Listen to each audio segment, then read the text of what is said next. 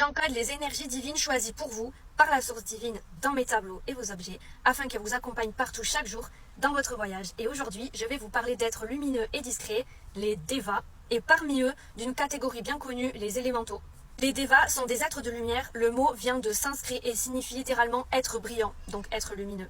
On les appelle aussi les esprits de la nature car ils accompagnent la croissance, l'équilibre et l'harmonie de tout ce qui vit sur Terre.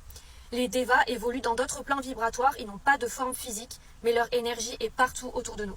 Il existe des Devas pour les arbres, les fleurs, les pierres, les océans, les cristaux, le feu, le vent, etc. En fait, chacun veille sur un domaine spécifique avec une conscience entièrement tournée vers ce rôle sacré. Et donc parmi eux, certains sont appelés élémentaux car ils sont directement liés aux 4 éléments. Donc le feu, la terre, l'air et l'eau.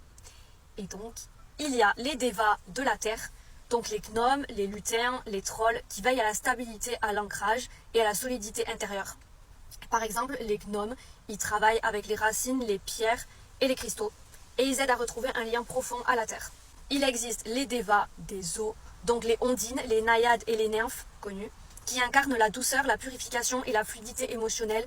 Elles sont idéales pendant les périodes de nettoyage intérieur et de grande sensibilité. Il existe les Devas de l'air, donc les sylphes, les fées et les elfes, qui soutiennent la légèreté, l'inspiration et la magie du quotidien, et ils nous aident à nous reconnecter à la beauté subtile et à la joie pure.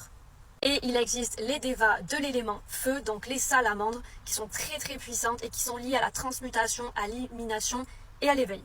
Elles nous accompagnent dans les grandes transformations intérieures quand un feu sacré vient brûler l'ancien pour laisser naître le nouveau. Ils sont top. Alors, les Devas ne sont pas là par hasard, ils sont conscients des humains et ils peuvent intervenir pour nous aider si on leur fait la demande. Ils ne s'imposent jamais, mais ils sont toujours prêts à collaborer pour nous guider, nous réconforter ou amplifier une énergie précise ou venir dans un soin énergétique. Ou simplement, on peut l'appeler comme ça, parce qu'on a besoin de son énergie. Quand je crée, je travaille parfois avec eux, donc quand je crée mes tableaux. Ce sont des présences subtiles qui insufflent leur vibration sacrée pour transmettre l'énergie de la terre, du feu, de l'eau ou de l'air à celui ou celle qui en a besoin.